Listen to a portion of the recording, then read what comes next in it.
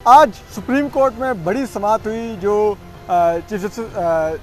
जो कायम मुकाम चीफ जस्टिस हैं उमर ताब बंदयाल, उनकी सरबराही में 5 रुकनी लार्जर बेंच ने जस्टिस काजी फाइज ईसा और जस्टिस जमाल खान मंदोखेल के पर मुश्तमिल बेंच के जो 184 के 3 के तहत लिए गए नोटिस की जो सहाफ़ियों पर हमले का जो नोटिस लिया गया था, उस दरख्वास्त पर आज भी समाअत जारी रखी कि क्या वो ये नोटिस ले सकते थे या नहीं। इस तरह से तो उस पर तो आने से पहले, लेकिन ताकि आपको समझ आए कि आज की हियरिंग में क्या हुआ, उसके लिए हमें देखना पड़ेगा। आपको एक हम बताते हैं, जो बड़ी खबर है वो है कि चीफ जस्टिस जो जस्टिस काजी फाइज ईसा हैं, उन्होंने अब एक नोट लिखा है जिसमें उन्होंने इस लार्जर बेंच को भी मुखातिब किया है। इस लार्जर बेंच की प्रोसीडिंग्स को भी उन्होंने ज़ेरे बहस लाए हैं। जो रजिस्ट्रार सुप्रीम कोर्ट हैं उनको भी उन्होंने बेनकाब किया है, जबकि जस्टिस काजी फाइज ईसा ने सुप्रीम कोर्ट के अंदर जारी जजेस की सियासत और अपने साथ होने वाले इम्तियाजी सलूक को भी इस नोट में डिस्कस किया है, जो कि बहुत ही दिलचस्प बातें हैं और बड़ी सुनने वाली हैं। हम अभी तक तो वो सुनते हैं कि जो इधर उधर से सीना ब सीना चलते हैं, लेकिन जस्टिस काजी फाइज ईसा उन मालूमात को इस नोट के हिस्से में लाए हैं। तो हम उस नोट का आगाज़ करते हैं। जस्टिस काजी फाइज ईसा ने कहा कि जो हमने 2 जजेस ने, जो मेरे और जस्टिस जमाल खान मंदोखेल के पर मुश्तमिल जो बेंच था, उसने जो एक नोटिस लिया सहाफ़ियों पर हमले का, जिसमें एक सहाफ़ी ने कोर्ट में पेश होकर सुप्रीम कोर्ट प्रेस एसोसिएशन की तरफ से एक दरख्वास्त दी और उस पर हमने नोटिस लेके उस दरख्वास्त को 184(3) के तहत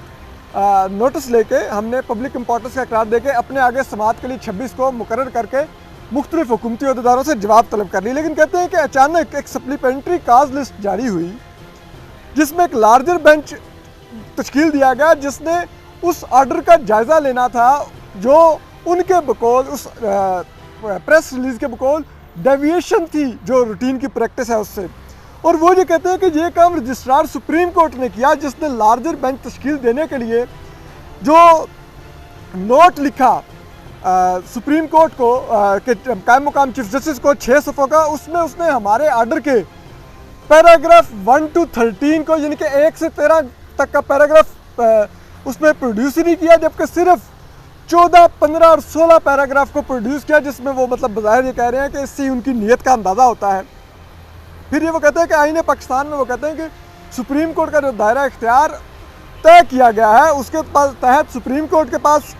जो अपने पास उसके जो केसेस आते हैं, जो अपीलें, जो पिटीशन आती हैं, उसको उनकी समाअत का दायरा कार है। फिर वो कहते हैं कि सुप्रीम कोर्ट के पास इख्तियार है कि वो जिसे कहते हैं हदायत दे सकती है वफाकी हुकूमत को। फिर वो ये कहते हैं कि सुप्रीम कोर्ट जो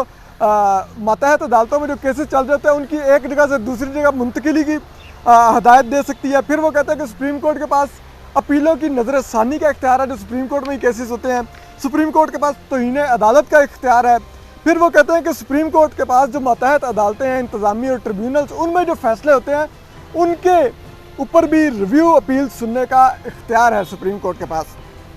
तो वो ये कहते हैं कि लेकिन आइन में कहीं पर भी ये दर्ज नहीं है, ये सुप्रीम कोर्ट को इख्तियार नहीं दिया गया कि एक बेंच सुप्रीम कोर्ट के ही दूसरे बेंच के बैठ के फैसले को रिव्यू करने लग जाए और उसको देखने लग जाए, या उसके हुक्मनामे को देखने लग जाए और मॉनिटरिंग बेंच बन के बैठ जाए। ये हो नहीं सकता। तो इसके बाद वो ये कहते हैं, लेकिन यहाँ पर जो रजिस्ट्रार हैं उन्होंने चीफ जस्टिस को खुद से अपने आप को जज समझते हुए उन्होंने ही मेरे फैसले का, हमारे फैसले का जो 2 रुकनी बेंच का था, उसका हुक्मनामा जो था उसका जायज़ा लिया, चीफ जस्टिस को 6 सफ़ों का नोट लिखा और चीफ जस्टिस ने उसके ऊपर एक कायम मुकाम चीफ जस्टिस उमर ताब बंदयाल ने उसके ऊपर एक लार्जर बेंच बना दिया। जबकि वो ये कहते हैं कि ये फिर वो एक बात कहते हैं, हाँ वो कहते हैं लेकिन मेरी राय में ये मोजिज़ जो साथी जजेस हैं उनके पास इख्तियार नहीं है कि वो बैठ कर इस पर मज़ीद समाअत करें। और वो कहते हैं कि अगर वो ऐसी कोई समाअत करते हैं तो उसकी कोई आइनी हैसियत नहीं होगी, वो गलत तस्वुर होगी और उसके कोई कानूनी असरात नहीं होंगे, यानी कि कोई लीगल इफ़ेक्ट्स नहीं होंगे उस फैसले के जो ये लार्जर बेंच करेगा। इसके बाद वो ये भी कहते हैं कि 20 रुकनी अगस्त के 2 रुकनी बेंच ने जो फैसला किया, जो नोटिस लिया था, उसके ऊपर कमरा अदालत में मौजूद किसी लॉ ऑफिसर ने एतराज़ नहीं किया, लेकिन रजिस्ट्रार सुप्रीम कोर्ट ने खुद को जज समझते हुए फौरी तौर पर नोटिस ले लिया। फिर वो ये भी कहते हैं जबकि 2 रुकनी बेंच ने भी कोई फैसला नहीं किया था। और अगर अभी सिर्फ एक नोटिस ही लिया था, अगर कोई कल को फैसला होता तो ये आईनी इख्तियार है, जो लोग मुतासिर होते हैं वो उसके खिलाफ रिव्यू कर सकते थे, लेकिन उनको ये मौका नहीं दिया गया। जबकि एक लार्जर बेंच खुद से बन के बैठ गया और वो कहते हैं कि ये लार्जर बेंच खिलाफ आइन है, और मॉनिटरिंग बेंच इस लार्जर बेंच को मॉनिटरिंग बेंच करार दे रहे हैं। वो कह रहे हैं खिलाफ आइन है और सुप्रीम कोर्ट का हर जज ओहदा संभालने से पहले आइन की पासदारी और आइन की हिफाजत का हल्फ उठाता है। फिर वो ये भी कहते हैं कि इस तरह की वो फिर मिसाल देते हैं कि पहले भी प्रैक्टिसेस होती रही हैं, जब जो सो कॉल्ड वो कह रहे हैं कि डेविएशन की गई जुडिशल प्रोसेस से। वो कहते हैं ये तो पहले चीफ जस्टिस साकिब निसार के दौर में भी ये सब कुछ होता रहा, और जो मौजूदा मॉनिटरिंग बेंच जो ये अभी लार्जर बेंच 5 रुकनी है, इसमें बैठे हुए जजेस उन बेंचेस का हिस्सा होते थे जो साबिक चीफ जस्टिस साकिब निसार इसी तरह प्रोसीजर से डेविएशन करके बनाते थे। और फिर वो ये कहते हैं कि इससे पहले 2018 में जस्टिस साकिब निसार ने इसी तरह एक बेंच पेशावर में तोड़ के, जिसका मैं हिस्सा था, मुझे निकाल कर एक बेंच बनाया फौरी तौर पर जस्टिस मंसूर अली शाह के साथ, जिससे जस्टिस मंसूर अली शाह ने बाद में उस फैसले पर दस्तखत करने से इनकार कर दिया और अलहदा नोट लिख के उस जो साबिक चीफ जस्टिस साकिब निसार का जो फैसला था उसको गलत करार दिया। फिर वो ये कहते हैं कि आइन चीफ जस्टिस को बेंचेस की तश्कील का तो इख्तियार देता है, लेकिन ये इख्तियार आइन चीफ जस्टिस को भी नहीं देता कि वो ये फैसला करें कि कौन सा केस कौन से बेंच के आगे फिक्स होगा। फिर इसी तरह वो कहते हैं कि रजिस्ट्रार के नोट से पता चलता है, जो कि एक सरकारी मुलाजिम है, कि उसने साबिक अपने जो सरकारी मुलाजमीन कोलीग्स हैं और जो एग्जेक्टिव है उनको बचाने की कोशिश की है। जस्टिस काजी फैज़ ये भी कहते हैं कि एक सरकारी मुलाजिम की रजिस्ट्रार के तौर पर तैनाती भी खिलाफ आइन है। फिर वो ये कहते हैं कि आइन अदलिया और एग्जेक्टिव में एक फ़र्क वाजे करता है, उनको अलहदा करता है उनकी पावर्स को, लेकिन जब हम सरकारी अफसरान को रजिस्ट्रार तैनात करते हैं तो एग्जेक्टिव को अदालती अमूर में गैर मामूली रसाई हासिल हो जाती है, गैर मामूली असर व रसूख हासिल हो जाता है। और ये तैनातियाँ सुप्रीम कोर्ट के जो मुस्तकिल अमला है उनके प्रमोट होने के हक़ को भी मुतासिर करती हैं, जबकि जो ये सरकारी मुलाजमीन जो बाहर से डेपुटेशन पर आते हैं वो अदालती रवायात और सुप्रीम कोर्ट के अमले को खातिर में नहीं लाते। फिर वो ये भी कहते हैं कि हमें यह मद्देनज़र रखना होगा कि मौजूदा रजिस्ट्रार को वज़ीर-ए-आज़म दफ्तर से यहाँ पर तैनात किया गया। मतलब यहाँ हम आपको बता दें कि ये जो मौजूदा रजिस्ट्रार हैं ये वज़ीर-ए-आज़म के जो प्रिंसिपल सेक्रेटरी आज़म खान है उनके लाडले हैं, उनके नंबर 2 थे। तो वो ये कहते हैं कि उनको यहाँ पर लाया गया जब, ठीक है, और उस सुप्रीम कोर्ट में जहाँ पर के वज़ीर-ए-आज़म और इस हुकूमत के ख़िलाफ़ मुतअद्दिद मुकदमात ज़ेर समाअत हैं, उसी दफ्तर का एक ऑफिसर यहाँ पर रजिस्ट्रार तैनात कर दिया जाए। और फिर जबकि जो 20 अगस्त को हमने भी जो नोटिस लिया उसमें भी इसी हुकूमत के बहुत से इदारों से जवाब तलब किया गया, तो ऐसा लग रहा है कि उन अपने सरकारी साबिक कोलीग्स को बचाने के लिए रजिस्ट्रार ने ये हरकत की है। फिर वो ये भी कहते हैं कि रजिस्ट्रार वाज़े तौर पर अपने गलत का इस्तेमाल करते हुए उन केसेस को या तो ताख़ीर से मुकर्रर करते हैं या मुकर्रर ही नहीं होने देते जिनको हुकूमत चाहती है, सरकारी ओहदेदार चाहते हैं कि उनकी समाअत मुकर्रर ना हो, उनकी समाअत हो ही ना सके। तो ये रजिस्ट्रार जानबूझकर यही करते हैं क्योंकि ये उनके साबिक कोलीग हैं और हुकूमत से डेपुटेशन पर आए हुए हैं, सरकारी मुलाजिम हैं। फिर वो ये कहते हैं कि 23 अगस्त का जो ऑर्डर है वो एक गलतफहमी पर मबनी है, जिसमें ये कहा गया कि हमने 100 मोटो लिया है। वो कहते हैं 100 मोटो वो होता है, जस्टिस काजी फैज़ कहते हैं कि जो सुप्रीम कोर्ट के बेंच के सामने कोई दरख्वास्त गुजार ना हो, कोई दरख्वास्त ना है, बल्कि वो जो कि खुद वो किसी मैटर का 100 मोटो ले ले। जबकि यहाँ पर एक दरख्वास्त गुजार पेश हुआ, उसने एक तहरीरी दरख्वास्त पेश की जो पब्लिक इम्पोर्टेंस की थी, उस पर हमने नोटिस लिया आर्टिकल 184(3) के तहत, तो ये 100 मोटो तो था ही नहीं।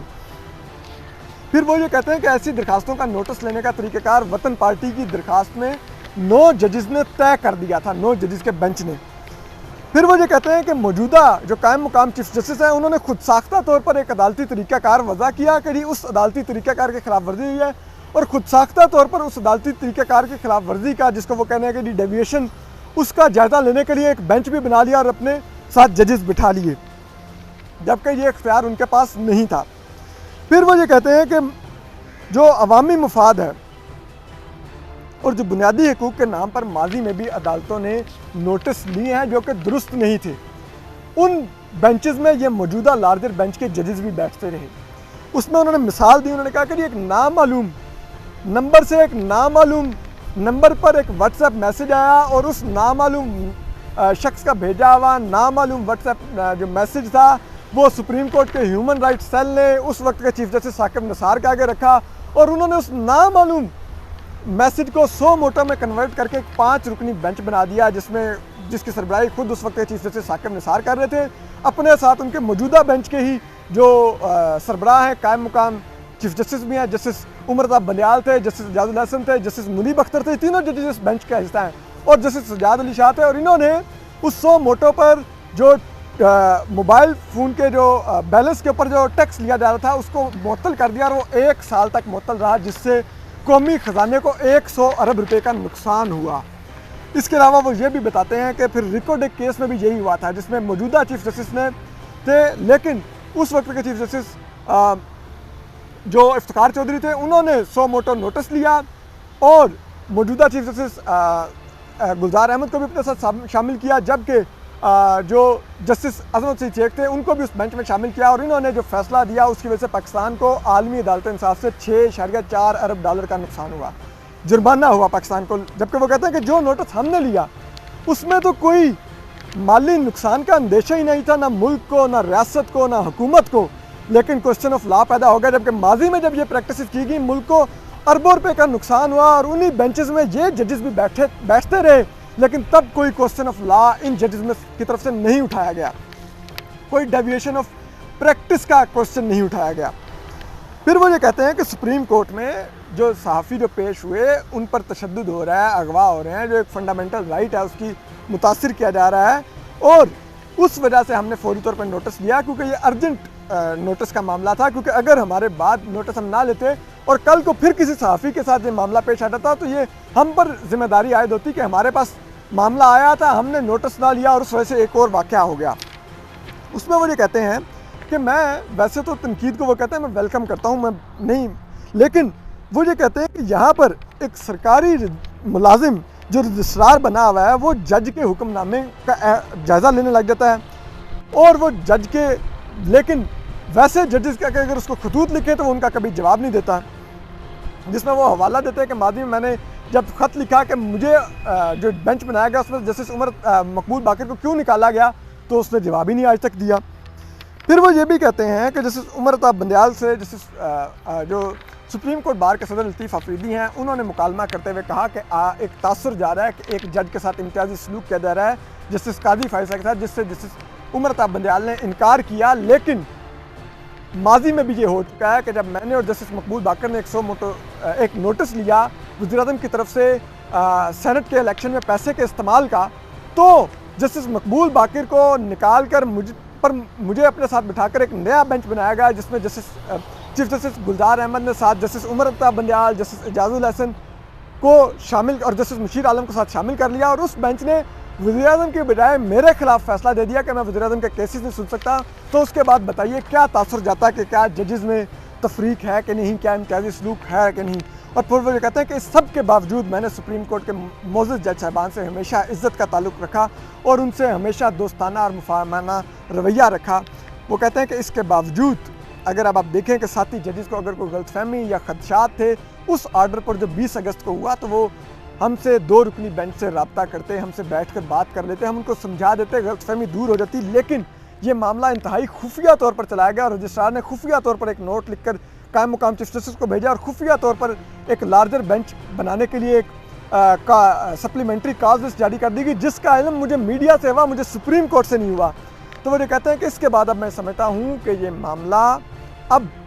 ये जो बेंच है ये लार्जर बेंच नहीं कर सकता इसकी समात, ये मॉनिटरिंग बेंच है और ये नहीं कर सकता इसकी समात अपने। तो इससे बज़ाहिर नज़र आ रहा है कि जस्टिस काजी फायज़ ईसा और जस्टिस जमाल खान मंदोखेल पर मुश्तमिल जो बेंच है वो इस जो लार्जर बेंच जो अब चल रहा है इसके वो जो इख्तियार है, इसकी जो समात है, दायरा कार है, इस पर ही सवाल उठा रहा है। तो अब आपको अगर देखा जाए तो ये बज़ाहिर लग रहा है कि जस्टिस काजी फायज़ ईसा और इस वक्त जस्टिस उमर बंदियाल और ये बेंच आमने सामने है। तो उसी पर जो आज समात हुई जिसमें हेल्ड इन अबायंस किया गया है वो आर्डर जो ज़ियाउल हक की, वैसे तो टर्म है आमिर गद्दार ज़ियाउल हक की, वो टर्म यहाँ पर यूज़ हुई है। उन्होंने आइन को हेल्ड इन एबायस किया था, इन्होंने इसको ऑर्डर को हेल्ड इन एबायस किया है। तो उस पर जो अटॉर्नी जनरल थे, शुरू में उन्होंने इसी नोट का हवाला दिया और उन्होंने कहा ये तासुर जा रहा है कि वो ऑर्डर हेल्ड इन एबायस है और ये मॉनिटरिंग बेंच है, जिस पर जस्टिस उमर अता बंदयाल ने कहा कि हम यहाँ पे क्वेश्चन ऑफ लॉ देख रहे हैं कि क्या इसी तरह से जस्टिस काजी फाइज ईसा और जस्टिस जमाल खान मंदोखेल खुद ही से वो ऑर्डर टेकअप कर सकते थे, और वो दरख्वास्त टेकअप करके अपने आगे फिक्स कर सकते थे, या चीफ जस्टिस का ये इख्तियार था। और हम ये भी देखना चाहेंगे कि क्या दरख्वास्त गुजारों ने इदारे पर अदम एतमाद करते हुए एक बेंच के ऊपर एतमाद का इजहार किया, तो ये क्वेश्चन ऑफ लॉ है। इस दौरान जो जस्टिस काजी मोहम्मद अमीन अहमद थे, उन्होंने बड़े अहम रिमार्क्स दिए। उन्होंने कहा कि सबसे अहम सुप्रीम कोर्ट के जजेस की यूनिटी है। तो हम ये समझते हैं कि क्या ये बेहतर ना होता कि उन दो जजेस को भी इस लार्जर बेंच में शामिल किया जाता है, यानी कि जस्टिस काजी फाइज ईसा और जस्टिस जमाल खान मंदोखेल। लेकिन बहरहाल उसके बाद अटॉर्नी जनरल ने मुख्तलिफ फ़ैसले पढ़े और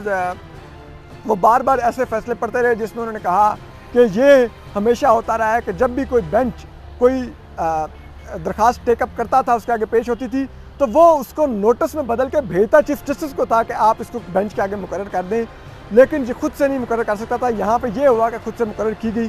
तो इस पर जो थे जस्टिस मोहम्मद अली मदर, उन्होंने क्वेश्चन किया कि आर्टिकल 184(3) कहता है कि supreme court shall take notice, और सुप्रीम कोर्ट क्या है। तो जिस पर अटॉर्नी जनरल ने कहा कि सुप्रीम कोर्ट जो 17 जजेस हैं इस अदालत के, वो सुप्रीम कोर्ट हैं, चाहे वो इकट्ठे बैठे हों या वो अलग अलग मुख्तलिफ बेंचेस में बैठे हों, वो सुप्रीम कोर्ट ही होंगी। और अटॉर्नी जनरल ने यह भी कहा कि ये एम्बिग्विटी है इसके अंदर कि क्या वाकई सिर्फ चीफ जस्टिस ही ये बेंच तश्कील दे सकते हैं, उनको ही फाइल जानी चाहिए। लेकिन जो अब तक प्रैक्टिस होती आई है उसमें तो यही है कि उनको भेजा जाता था जो फाइल, और वो बनाते थे बेंच। तो उसके ऊपर फिर उसके बाद काफ़ी लंबे उनके दलाइल चले, और उसके बाद जस्टिस उमर अता बंदयाल ने जब बारी आई सुप्रीम कोर्ट बार के सदर लतीफ़ अफरीदी और पाकिस्तान बार कौंसिल के जो वाइस चेयरमैन है खुशदिल खान, उनके दलाइल देने की बारी आई, तो जस्टिस उमर अता बंदयाल ने कल तक के लिए समाअत मुअत्तल कर दी और कहा कि आप कल आकर दलाइल दीजिएगा। तो टेक्निकली अभी भी उन्होंने जो वो ऑर्डर है हेल्ड इन एबायस रखा हुआ है, जिसको कि हेल्ड इन एबायस रखने को जस्टिस काजी फाइज ईसा गैर कानूनी गैर आइनी कह रहे हैं, और इस तरह से बेंच के क़याम के ऊपर भी वो सवाल उठा रहे हैं। तो अब देखते हैं, कल की समाअत बहुत अहम होगी। आज तो कम से कम यही लगा कि अटॉर्नी जनरल दरअसल जजेस को ही उन्हीं के जो वो पहले से सोच के तकरीबन बैठे हुए थे, क्योंकि हेल्ड इन एबायस तो वो पहले से कर चुके हैं इस फैसले को, वो उसी को ही तकरीबन एंडोर्स कर रहे थे। अब देखते हैं कल सुप्रीम कोर्ट बार और जो पाकिस्तान बार कौंसिल है वो क्या मौक़िफ़ लेती है, क्योंकि इतना तो आज लतीफ़ अफरीदी साहब ने इशारा दे दिया जो सुप्रीम कोर्ट बार के सदर हैं कि इस मामले को एक और एंगल से भी देखना होगा। तो वो देखते हैं अब वो कल क्या एंगल होगा। YouTube पर गूगली न्यूज देखने के लिए youtube.com की सर्च बार में गूगली न्यूज टीवी टाइप करें। गूगली न्यूज के पेज पर सुर्ख रंग के सब्सक्रिप्शन वाले बटन पर क्लिक करना ना भूलिए। YouTube पेज पर अपलोड होने वाली वीडियोस से बाखबर रहने के लिए बेल आइकन पर क्लिक कीजिए। आपको हर नई वीडियो के बारे में नोटिफिकेशन मौसूल हो जाएगा।